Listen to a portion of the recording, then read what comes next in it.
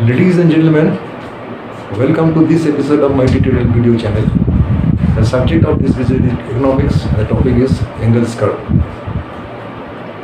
In this episode, I will discuss how the Engel'S curve is drawn for a normal commodity and an inferior commodity from their income consumption curves. In part 1 of Engel'S curve, I have discussed what is Engel'S curve, how the Engel'S curve are drawn from ICCs, and in third part I have discussed how the income elasticity of demand can be computed from an Engel'S curve equation, and in part 2 I will discuss how the Engel'S curve for a normal commodity and for an inferior commodity are drawn. Engel'S curve shows the relationship between income of the consumer and consumption of the commodity. In case of a normal commodity, income of the consumer and consumption of the commodity are positively related. That means they move in the same direction. That is, when income increases, consumption of the commodity increases, and when income falls, consumption of the commodity falls. And in case of inferior commodity, income of the consumer and consumption of the commodity are negatively related. This means they move in opposite direction. That is, when income of the consumer increases, consumption of the commodity falls, and when income of the consumer falls, consumption of the commodity increases. Correct? So here in this episode, I shall draw 4 diagrams, 2 diagrams each for a normal commodity and inferior commodity. One diagram will be on ICC and the other will be on Engel'S curve. And in the 5th diagram, I will incorporate a normal commodity and an inferior commodity in the same diagram. So let's get into derivation of Engel'S curve, that is EC, from the income consumption curve, that is ICC, for a normal commodity and an inferior commodity. Please look at the whiteboard. In this section, we are drawing the curves for a normal commodity. In the upper part, I will draw ICC, and the lower part, I will draw the EC.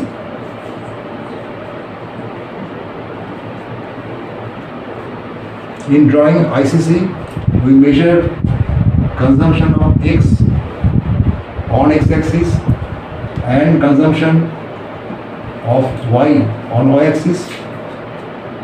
And in drawing Engel'S curve, we measure consumption of X on X-axis and income of the consumer on Y-axis.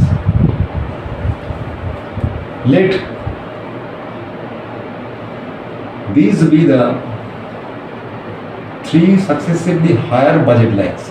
Let this be B1 L1, this be B2 L2, and finally this be B3 L3.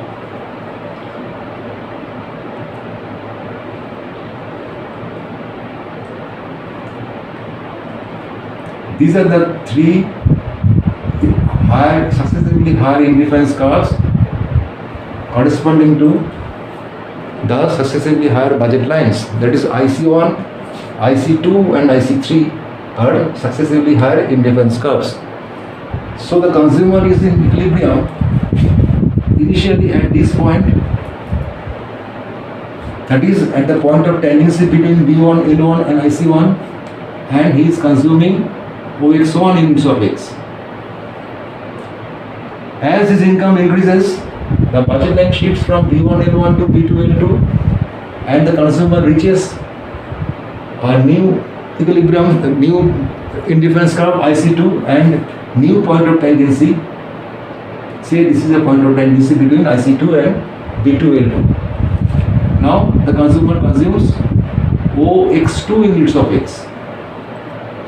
With further increase in income, the budget line shifts to B3 L3 and the consumer moves to higher indifference curve IC2, and the new equilibrium point is here, that is at the point of tendency between IC2, IC3 and B3 L3, and the consumer here consumes OX3 units of X.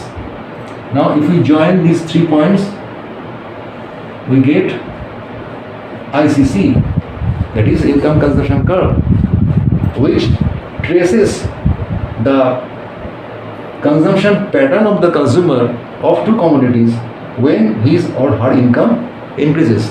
So here ICC is totally positively sloped. Now here in this part I shall draw the Engel'S curve where consumption of X is measured on X axis and income of the consumer is measured on Y axis. This will be the shape of the Engel'S curve.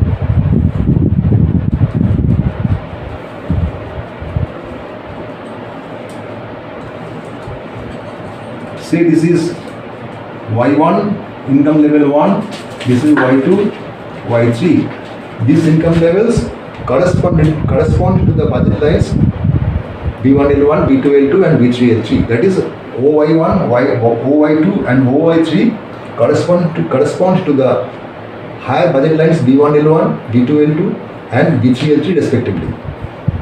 So consumption of X increases from OX1 to OX2 and then to OX3. We get these 3 points. If we join these 3 points, we get the Engel'S curve.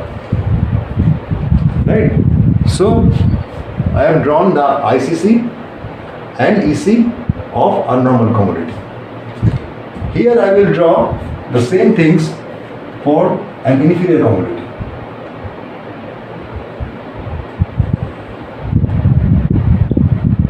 Here also in part 1 I draw the ICC for the inferior commodity, and in part 2 I draw the EC for the inferior commodity. Here we measure consumption of X and here we measure consumption of Y. Here we measure that is in drawing Engel'S curve, we measure consumption of X on a X axis and income of the consumer on Y axis. Let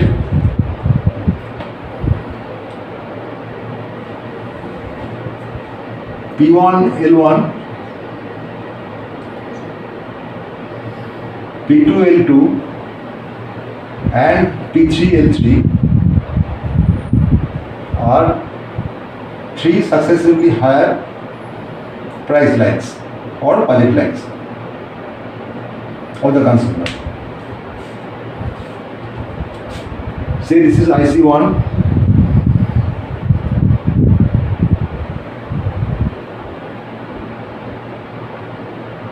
this is IC1, the consumer is in equilibrium at this point, that is at the point of tendency between IC1 and P1L1.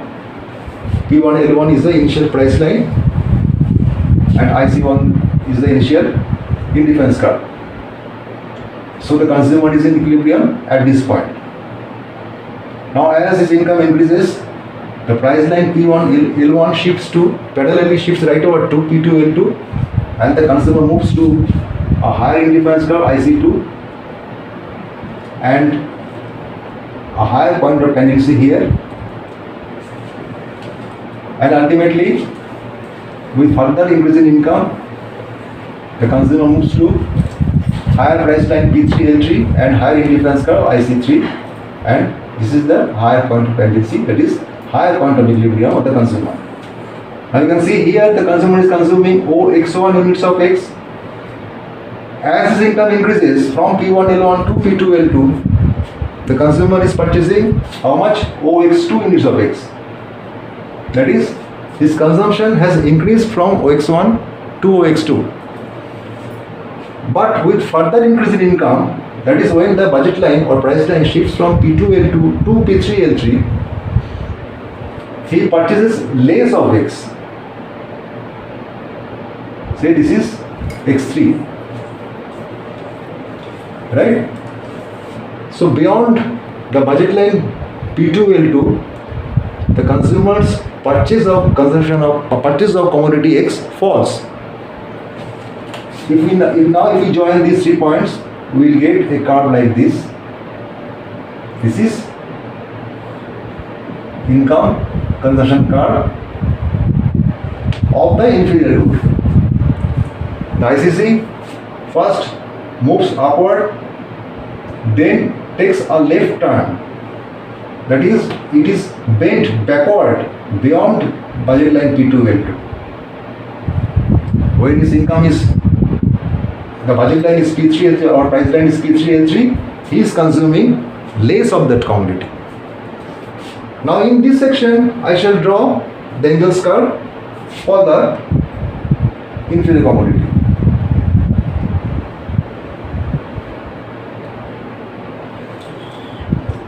This will be the shape of Engel'S curve.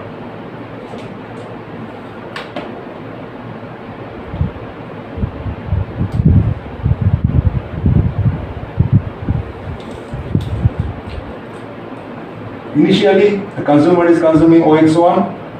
As income increases, he consumes OX2, and with further increase in income, his consumption falls to OX3. So, like ICC, the EC will also be upward moving until a certain level of income, and beyond that level, his consumption falls. Correct? Now here I am drawing the Engel'S curve for a normal commodity and an inferior commodity in the same diagram. On x-axis we measure consumption of S. S means superior commodity and I means inferior commodity. So on x-axis we measure consumption of S and I, and on y-axis we measure income of the consumer.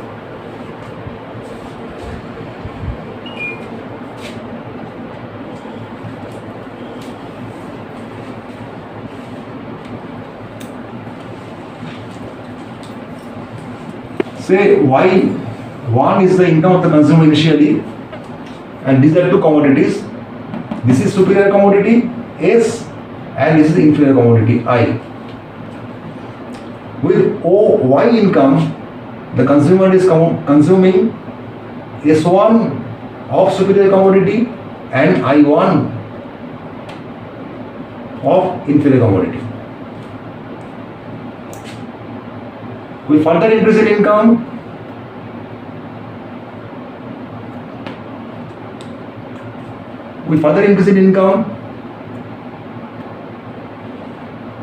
consumption of X increases from OS1 to OS2, and consumption of inferior commodity I increases from OI1 to OI2.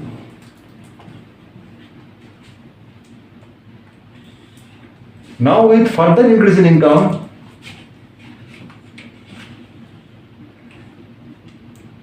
consumption of X, this is Y2, and say this is Y3. So his income increases from OY1 to OY2 and then to OY3.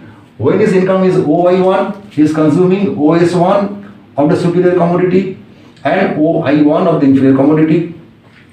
Now till here, this is not an inferior commodity, but it is a cheap commodity. Now with further increase in income from OY2 to OY3, you can see consumption of I has fallen. Previously it was OI2, now it is OI3. Consumption of the inferior commodity has fallen. Correct? Whereas consumption of the superior commodity has increased. Correct? So this is the Engel'S curve for inferior commodity, and this is the Engel'S curve for superior commodity. Till a certain level of income, consumption of both the goods are increasing, and beyond that level of income, the consumption of inferior commodity falls, whereas consumption of the superior commodity increases. Right?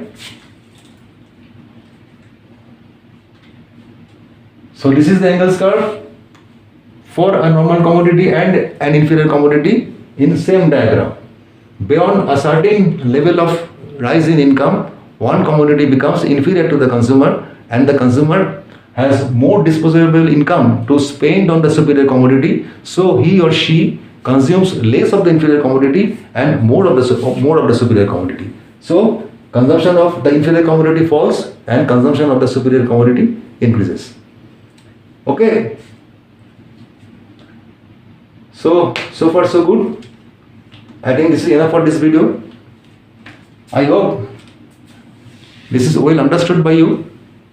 Still, should you have any doubt in your mind, if you have any query, please feel comfortable to let me know through the comment section. I shall be more than glad to respond to all your relevant queries and doubts. If you think the video has benefited you, please do share the video with your friends, brothers and sisters.